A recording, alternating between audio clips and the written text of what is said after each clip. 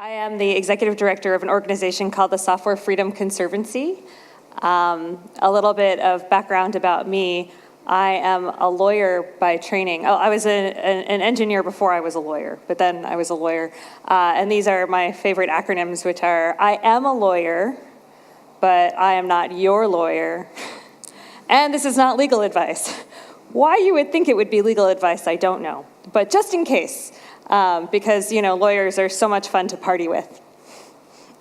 And I'm really, really into free and open source software, and I'm going to tell you why that's the case.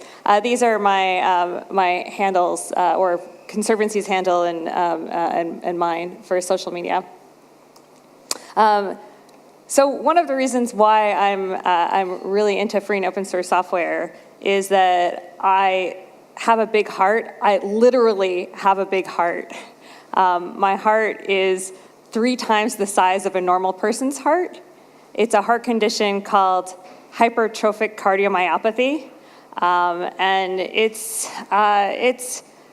not such a big deal in that I don't have any symptoms. I'm, sometimes when I talk about this, especially on stage, people get really nervous. So I don't have any symptoms, but I'm at a very high risk of suddenly dying. The medical term for it is actually called sudden death, and my chances of suddenly dying are 2 to 3% per year compounding, which I was diagnosed at age 31, and so the chances of suddenly dying by the time I was 40 were really, really high. Very nerve-wracking, as you might imagine. But I went to the cardiologists, and they sent me to an electrophysiologist. And while talking to these doctors, they said it's totally fine because we can give you this device called, a defibrillator, pacemaker defibrillator, and you don't have to worry because once you get it implanted in your body, it'll be there as like just in case you go into sudden death, it will shock you. So it's not a big deal. We have the treatment for this. And when I was in the electrophysiologist's office, they keep these devices in their desks, so the device manufacturers give the doctors sample devices. Now, these devices are very expensive, especially in the United States, and I won't make any political comments about the state of the United States healthcare or anything like that, but suffice it to say, I get to see the bills in terms of how much things cost, and these devices are very expensive. But the doctors have quite a lot of these devices in their desks, and they have them there so that when their patients come in and they're told that they need these defibrillators, they can show them what it looks like. And so I went to the doctor with my mother, of course, and I was sitting there with my mother when this electrophysiologist slipped one of these devices across his desk to me. And he's looking at me kind of expectantly, like, isn't it cute, but look at this little device. It's so small. It's not scary. Why don't you pick it up and hold it so you can see that it's not a big deal that I'm telling you that you're going to have something implanted in your body. And so he looks at me expectantly, and of course, what I ask him instead is, what does it run? And he said, run? And I said, yeah, this device has software on it. Can you tell me anything about the software on this device? And the doctor says, software? And then I have to explain really what software is, how, of course, a device like this would have software, and why software was so critical to how the device operated and how it would work. Which was surprising to me, because software, right? So I explained this to him, and he says, oh, I totally understand. I understand why you would be worried about this, but don't worry, you're in luck. Because today, in my office, right now, is a representative from Medtronic, which is a medical device company. And he's here, and he knows everything about these devices. Every time I have a question, I ask him. He's very, very knowledgeable. Don't worry, I'll get him in. And he sticks his head out of his office, and he's like, Tom, come on in.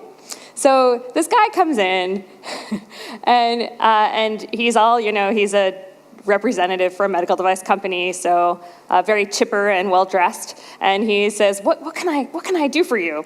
And I say, and the cardiologist says, this woman is asking about the software on these devices. Can you tell her anything about the software? And he looks at me and he says, software? And I say, yeah, can you tell me what does it run? And he said, run? And it turns out that not only had nobody asked the doctor who had prescribed hundreds of thousands probably of these defibrillators about the software on the devices, no one had even asked the representative about the software on these devices. So my cardiologist, or electrophysiologist, which is a kind of cardiologist, was implanting sometimes several of these devices per day, right? And none of his patients asked him about the software on the device, or even many of whom probably felt like this doctor did and had no awareness that there was software on this device. And then even further, none of the patients had asked the doctors such that they would ask this representative who goes to a very high percentage of all of the electrophysiologists in the New York area. It was just astounding to me that this was the case. And so I started doing research into the safety and efficacy of these devices, and started doing research on the Food and Drug Administration in the US on their website. And this device manufacturer, this representative, said to me, don't worry, because even though I don't know anything about the software on these devices, there's a hotline that you can call that goes right to the tech support for these devices. So you can call this hotline and they'll tell you everything you need to know, which I actually thought was true. So I called this number and of course I went into a phone tree and left messages and nobody ever got back to me. I tried calling all three of the major manufacturers in the United States, and I never got any satisfying answers. And so I started launching a research initiative to try to figure this out myself and find out what information I could get. I filed a Freedom of Information Act request in the United States to get more information about what was going on with the approval of these devices. And of course, I used that as a great way to put off getting my device. Because the last thing you want to do when you know you need a life-saving device and you need surgery to get it is to actually get that device and get the surgery, especially when it's as theoretical as you're maybe going to die, but you don't really want to think about it very hard. So I have to admit that I was really not sure what it meant to get this device. And it honestly just really freaked me out, the idea of having a device implanted and sewn into my body and screwed into my heart. And I realized that when I got this device, that everything would change for me, that I would no longer be like a normal person, like I would no longer be able to go through airport security easily. Whenever I would go to a concert and there were metal detectors, because I live in New York, whenever we would go through metal detectors that you'd need to carry a card and tell people that something was special, you'd have to, they can't wand me anymore, I can't do any arc welding, and I had all these projects that I'd wanted to do, and I just realized that things would change, and I was trying to figure out what that would mean, and I realized that, hey, wait a second, I was going to become a cyborg, and that was really kind of super exciting until I realized that I was going to be a cyborg with proprietary software. And for people who don't know, this is like an old internet meme of Bill Gates as a Borg from Star Trek, and so I really worried about what this meant in terms of, having software in my body that I couldn't see and I couldn't do anything about. And the very idea of becoming a cyborg in that way was really stressful until I started realizing that not all cyborgs are created equal. And this is a picture of Seven of Nine from Star Trek Voyager. And the thing about Seven of Nine is that in her whole process of becoming in the show is that what she comes back to is, I am unique, right?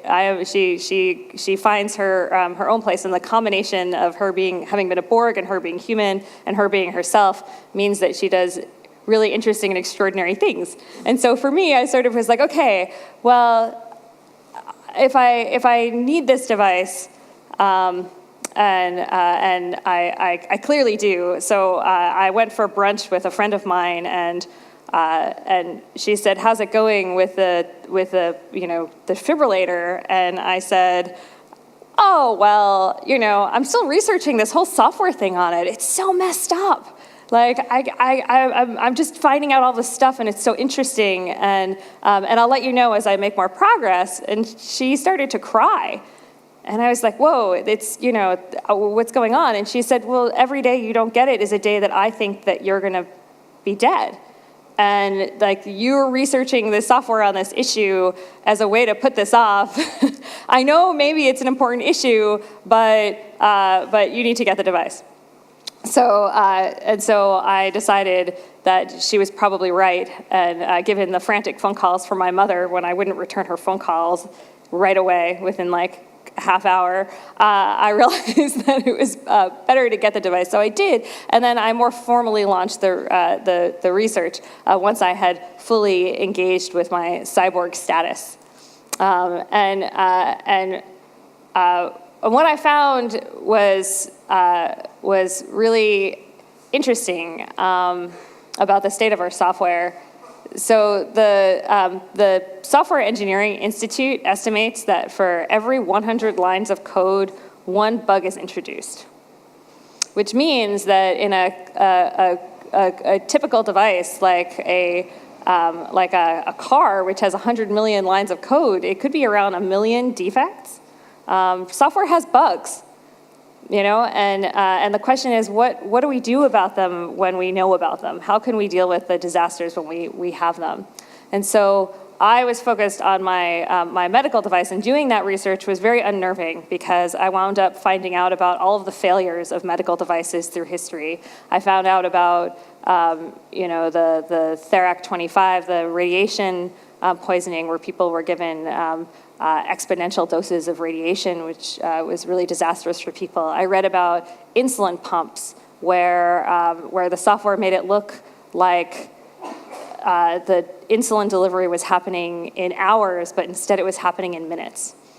I read about all of these failures in medical devices and software, and it was really upsetting. Every time I would do this research, I'd have to put it aside and take a walk and then come back to it. And the reasons why the software on these devices was so critical was evident because these devices were for people's health. My defibrillator is literally screwed into my heart, and so you can see why that this is really important. You can understand why, if there's a problem, we want to make sure that we can fix it. But it's a very short walk from medical devices to other devices to cars, from cars to voting machines, from voting machines to our stock markets. So a lot of our critical technology relies on software. And what I found that was really interesting is that with free and open source software, it's a completely different situation. You have transparency. You have when something goes wrong, so it can be reviewed by anyone.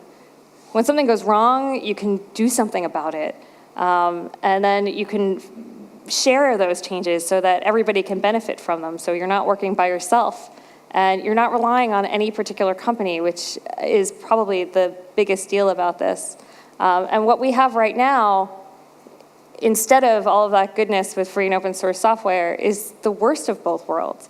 Right now, what we have is we're relying on security through obscurity, which researchers know doesn't work. So proprietary software is vulnerable. Just because it's free and open doesn't make it safe necessarily, but you stand a chance. Right now, we have closed proprietary software in our devices, but no actual security.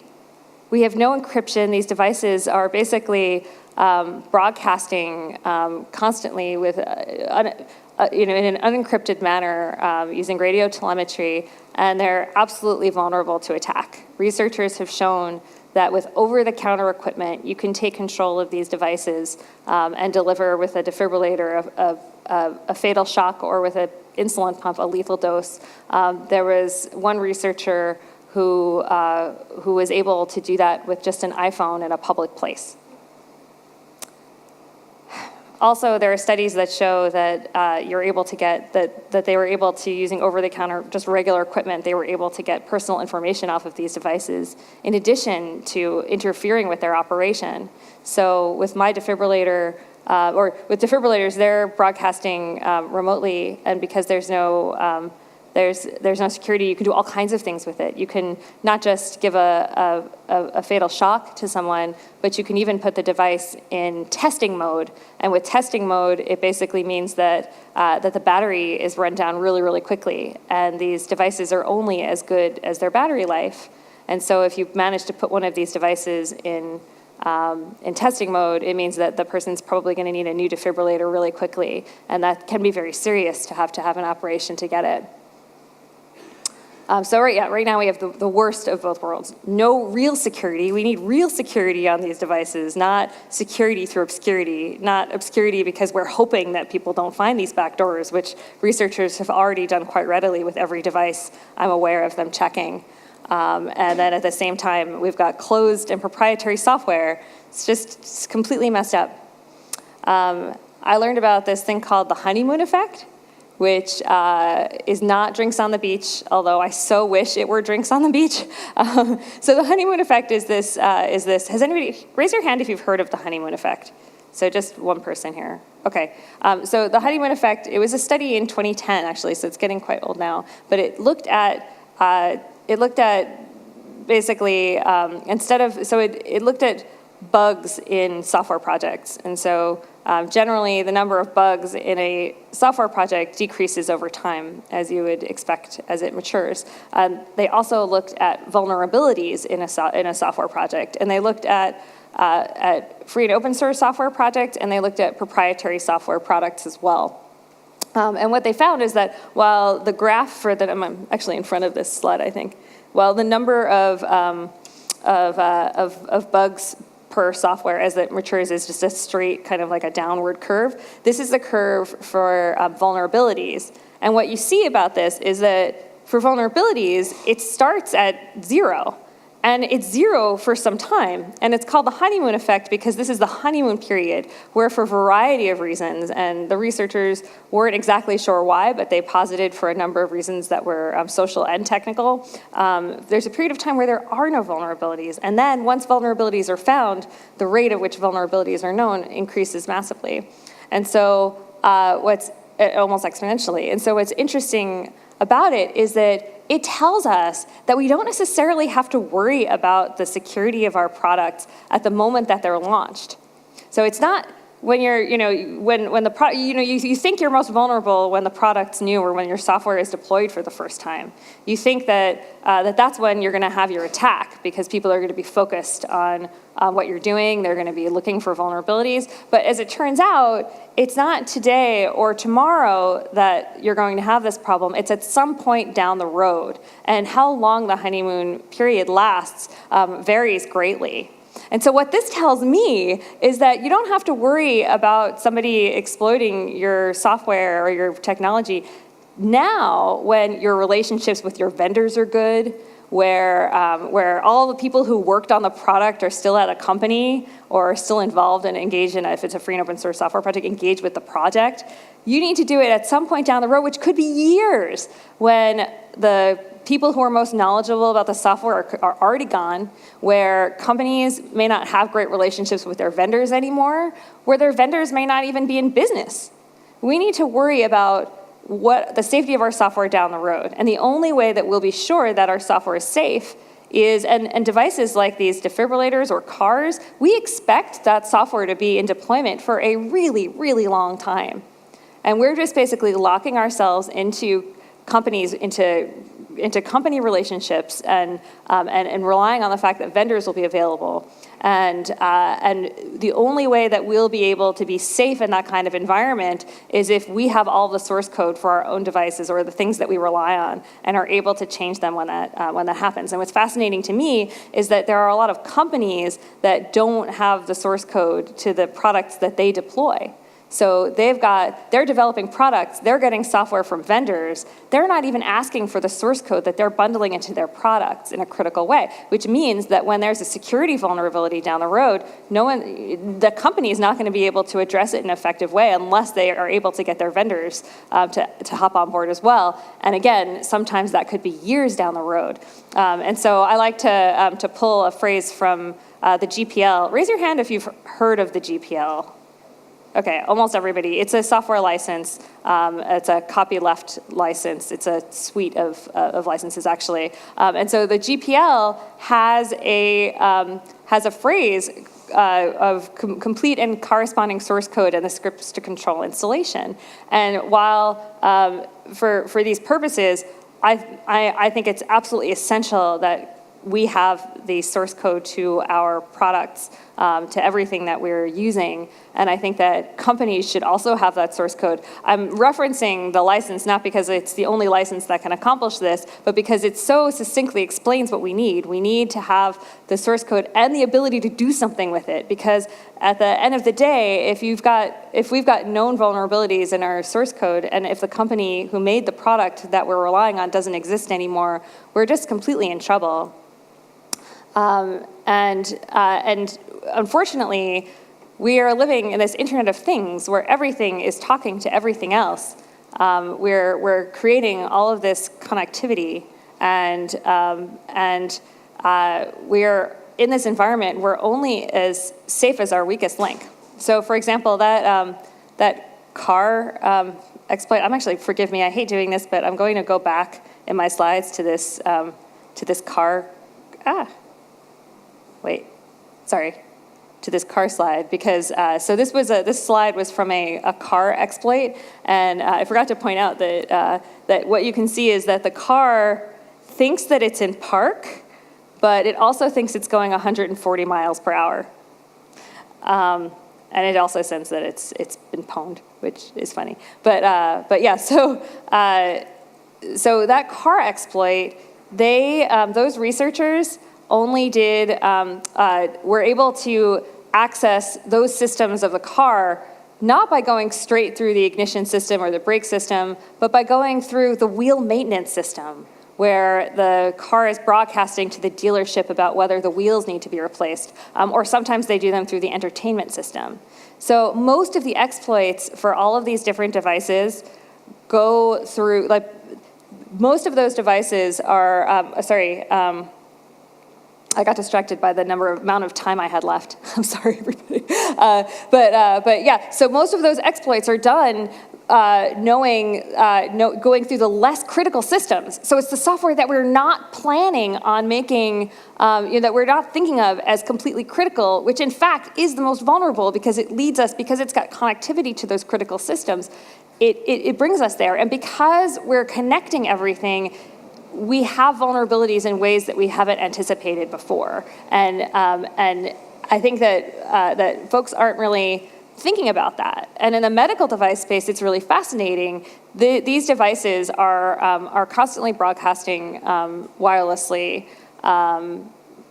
In the United States, these devices are there are studies that show that they're potentially over-diagnosed and implanted in more people who, especially people who have insurance. So there's like a weirdness where some people who don't necessarily need them are getting them, and people who maybe need them aren't getting them, and it's pretty upsetting. But it does mean that there's a huge number of people who are getting these devices, and they have no idea about the fact that these devices are broadcasting or what that might even mean about it. When you have radio telemetry in these devices, it means that you can detect it from pretty far away. When I went to my electrophysiologist's office, so it's been hard to find electrophysiologists who really understand the issues around the safety of the technology. So I always develop a really good relationship with them. So I hang out with the technicians, and we've tested how far someone can go and still be able to be detected with the remote broadcast. And one time we did it, and the person was able to get out of this big hospital and through the front door almost across the street. And it was in New York City, so it was a really long distance out of the doctor's office. And you know, all of the people who are doing that have no idea that this is the case. And so all of that has really galvanized me. It's made me really passionate about software and software freedom. I started out being someone who thought that open source was cool and really useful, and I really liked hanging out with people in the open source space. It was pretty fun. We had great conferences and great parties. So I thought it was awesome and cool, but this whole process of evaluating the technology in my body and realizing what my life relies on and what other people's lives rely on really has convinced me that software freedom is essential, that being able to have control of our own technology is the most critical thing. When I was pregnant with my when I had my defibrillator and was pregnant, my heart was doing something that ordinary pregnant women's hearts do. So about 25% of all women have palpitations, and my defibrillator thought that I was in sudden death. It thought that I had a dangerous heart rhythm, so it shocked me unnecessarily twice, because it thought that I was in a critical condition when in fact my heart was just doing what normal pregnant women's hearts do. My heart was palpitating. And so what was interesting is that, well, aside from going to the hospital when you're a pregnant woman with a heart condition and getting shocked because everyone totally freaks out, and you get lots and lots of doctors, which is really interesting. Aside from that, it was a really what was interesting to realize that my device was giving me inappropriate treatment, so unnecessary treatment. Because I had a condition, because my situation was different from a lot of the rest of the population that has these devices. So my situation was different than the situation of other people and of the people who they had anticipated when they had originally made the device, and it stood for the proposition that that your needs might not be the needs of the company. And I'm going to get more to that in a little bit. So the whole thing has really galvanized me because it's so personal, right? Like, it's about me getting shocked. It's about my life, and it's about seeing where there's a mismatch between the technology that's being prescribed to me by doctors and what's expected for me to use, and what clearly it seems to me to be safe for us to use as a society and be able to ask those questions. So I went to work at the Software Freedom Conservancy, where I'm the executive director. We are a nonprofit charity. We're the home of over 40 free software projects. These are most of them. because it's fun, can you raise your hand if you're using a if you're using a project of the Software Freedom Conservancy, one of our member projects, maybe Samba Wine, Inkscape, Selenium, Git, maybe? It's always fun to do that. And we also are the home of Outreachy, which is a internship program for globally for women and non-binary people, and within the United States, people who are underrepresented in tech. And it's the idea that we are, at Conservancy, we're defending the ideological side of free and open source software through really pragmatic programs that help. So basically for being the charity for free software projects that need it, and then also helping to improve diversity and anything else that needs foundational support. We also, I mentioned the GPL earlier and copyleft. We are also the home of the GPL compliance process project for Linux kernel developers. The Linux kernel is in basically everything. It's in your refrigerators. It's all over the place. But even though it is in everywhere and in everything, we have less freedom with it than ever before. We have less control over our devices. And so we represent Linux kernel developers who, and our member projects who want us to enforce the GPL and basically stand up for the rules. There's a lot of money in this area.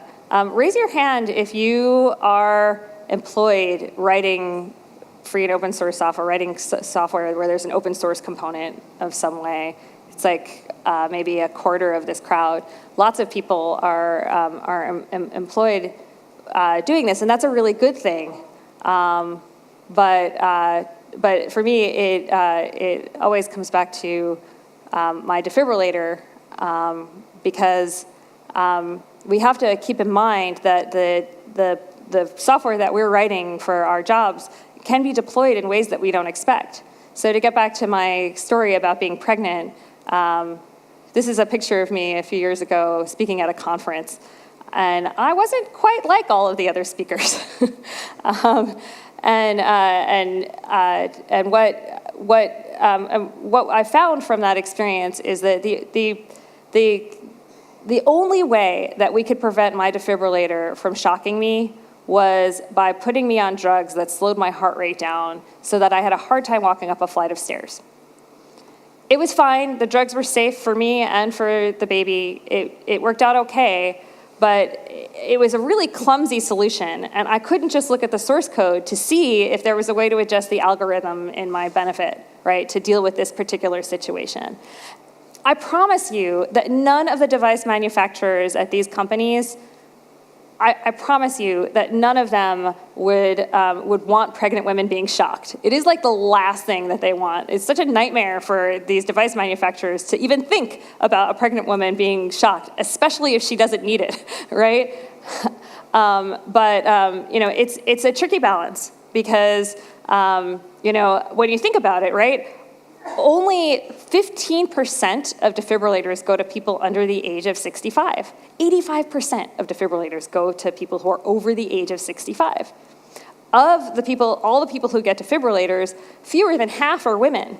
So the number of people who have, there's a little feedback, we're good. Okay, so the number of people who are pregnant and have a defibrillator are tiny. So it's not so surprising that the device manufacturers wouldn't be focused on this issue or even having thought about it. If they thought about it, they probably would have really tried to think about it closely, especially since there aren't great solutions. Now, on the other hand, being pregnant is a temporary condition. I'm no longer pregnant. And so I was able to spend the last 3 months of my pregnancy with drugs that basically solve this problem. But it's just definite, it stands for this proposition that while companies can be extremely well-intentioned, they may not have our interests at heart. They may not be focused on our geography, where we are in the world. They may not be focused on our language, and they may not have even thought of our situations, not through any malicious desire from them, but just because their developers are not focused on it. There was this Twitter meme going around of a hand sanitizer, and you see a white hand come out, and the sanitizer falls into the person's hand, and they're able to use the soap or the sanitizer or whatever. And then a black person puts their hand out, and nothing happens. And it's clearly, it's not the kind of, people who are designing that device would have wanted everyone to have come up to the soap dispenser to be able to get some soap. It just wasn't in their mind. And so what else aren't we thinking about when we make our technology? What aren't we thinking about? And the only way that we can have control is if we have, or plan for those situations, is if we insist that all of our critical technology is free and open source software. Only we don't know what our critical technology is. So we have to insist on as much free and open source software as possible. Free and open source software doesn't guarantee that software is going to be safe. It doesn't guarantee that it's going to be better, but it gives us a chance. So about 3 million people in the world have pacemakers every year, or pacemakers, and about every year, 600,000 are implanted. Now, we're using technology in ways that we can't even anticipate. Right? We don't even know the ways in which we're going to incorporate technology in our bodies. What's fascinating to me is that we're all in the process of becoming and unbecoming cyborgs. So we're using technology, and we're engaging it with our bodies, and we're unengaging it with our bodies. We're using it for all kinds of things. And I think that the only way that we'll be able to do that in a safe way is if we make sure that we have control over our technology. And so I say Cyborgs Unite, because if you're not a cyborg now, you're going to likely become one very soon. If we're lucky enough, we're all going to be cyborgs. We're all going to want technology incorporated in our bodies. We're all going to have sight issues. We're all going to have hearing issues over time. We're all going to want to enhance ourselves and become voluntary cyborgs in ways that we can't anticipate. There's a company right now that's making chips that you can implant that buzz when you face north, which is so cool. So they're calling it like an additional sense, because you can tell direction innately because you feel it in your body when you've turned a certain direction. That's just one example. It's proprietary software, so I haven't gotten it yet. But but there are going to be things like that we develop over time that we don't even know about. So for me, I'm now Cyborg 2.0. I had to get my defibrillator upgraded because it was running out of battery. This device that I recently got, it could be implanted for almost 20 years. And to think about what's going to happen in the next 20 years is just mind-blowing. The main thing that I experienced during this, I went into this process of getting a new defibrillator thinking, I have it all figured out. I am the most knowledgeable person in these defibrillators and the impact of the technology. Plus, I've got all my cyborg buddies now. Like the first time I was asking about, I really thought the device manufacturers and the medical profession was really focused on these issues around, ethics in the technology and the safety of technology. And I was floored and depressed that it turned out that no one was thinking about these issues.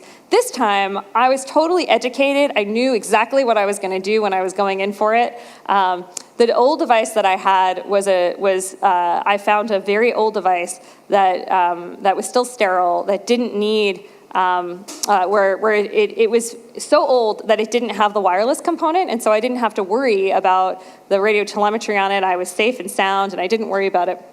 And I knew that when I went in for my new device, I would just have to ask for one without to get the wireless disabled. But it turned out that in the United States, that is not possible. Every device that I originally looked at has wireless broadcasting on by default. And I was only able to find one device that was available in the entire United States market where you could switch off the radio telemetry. So I went from being like, I'm going to compare the different device manufacturers, I'm going to negotiate and try to get my source code this time, and it's going to be great. There was only one available that I could possibly get, and because I run a diversity program like Outreachy, I sometimes get threats. or just being a woman on the internet, I'm not sure. But I sometimes get threats. I've had death threats and rape threats. And the last thing I want is to have a device that's broadcasting wirelessly with no encryption on it. That is the last thing that I want. And I was basically, at the beginning of this process, it looked like I was not going to be able to get a device at all that had, that wasn't broadcasting remotely without security on it. And so I thought I was gonna have to quit my job. But luckily, I found this one device that was available where you could switch off the radio telemetry. And I have to say that this has caused a whole new issue to come to mind, which is that we need to have a right to not be broadcasting. It doesn't occur to companies that we may not want to connect everything to everything else. So I would say you have more power than you think. These issues that are happening around software, they're happening now. We're creating all of the technology and infrastructure that we're going to rely on for a very long time. We're setting standards and we're setting expectations. And people who are writing software, we all have the power. The people who are creating the software are the people who can, even just by asking questions about the software that you're writing, even by talking to, if you're working for a company, talking to your company about getting the source code released and thinking about the real business proposition of doing so. Companies often keep a lot more closed and proprietary than they need because lawyers are traditional and they often say no before they say yes. But developers have a huge amount of power here because companies need to attract talented developers. If you're creating software projects for yourself, please consider releasing all of the source code for those projects because you don't know who's going to come along and find that that source code is really useful down the road. And with free and open source software, when we get to the end of a road, it's actually the beginning of a new path, potentially. So thank you very much. Conservancy is a charity, and please consider supporting the free and open source software charities that are generally in the field, like the Software Freedom Conservancy, the Free Software Foundation, the Python Software Foundation. And thank you very much. Do we have time for questions, any? We do. Oh, good, yes. Thank you. Hello, hello, can you hear me? Hello, hello, hello, is this thing on? Is this on? Can you hear me? Still no? Maybe you can read the question since this is not on. Just a note, about half of all people are cyborgs already. Glasses are body augmenting devices too, even though without a software. Okay, so the definition of cyborg is really interesting because it's basically just incorporating technology into your body. So it's kind of, some people think I'm really cheeky for calling myself a cyborg for having a pacemaker defibrillator at all. And then other people are like, well, but what about glasses? Somebody pointed out to me that language is technology, technically. And it turns out that if you're using language, some people consider that already being a cyborg. I don't know about that, but it's true. We have body augmenting technology that that's analog and also digital, and we're basically becoming and unbecoming cyborgs with them all the time as we put on glasses and take off glasses as we use different technology. And as we're creating stuff, I mean, now that we have toothbrushes that are broadcasting wirelessly about when they need more, when the heads need to be replaced, I think it's only a matter of time before we have, digital everything else, which means that we especially have to be worrying about the ethics of the technology that we incorporate. The next question, did you get any of your answers about defibrillators' actual software answered? What was it running? So I've gotten some answers. I've had developers who work at these device manufacturers come to me out of conscience, which was a little upsetting. The general answer on what the software is writing on my defibrillator, I still don't know because I haven't been given the source code. But I do know that it's very low-level software. The idea being that all the software on these defibrillators is designed so that it maximizes battery power. And so whatever they're going to use is basically going to help the longevity of these devices. So while I have been unable to get the source code to my defibrillator yet, I have actually a lot of hope because the device manufacturer that my new device is from is a smaller company, has an interest in talking about this. And I'm smarter now about the ways that I'm going to ask for my source code and ask for it to be shared. Because the last time I think I came off as a bit intense, asking for my source code, and then later came and said, I'll sign an NDA, whatever I have to do to be able to see the source code in my own device. And I got nowhere. So this time I'm being a little bit, you could call it smarter, you could call it more timid, but since I had no success with my previous device, I'm trying new things with the new one, and I'm actually quite hopeful that I'll have some progress. Unfortunately, we are out of time, but I will have one more question. Yes. How comfortable are you with people coming up to you and asking questions like this? I would love for you to ask me questions. I'll be here all day. I'll even answer what it feels like to be shocked, which seems to be the thing that people want to ask but are afraid to ask. Thank you very much.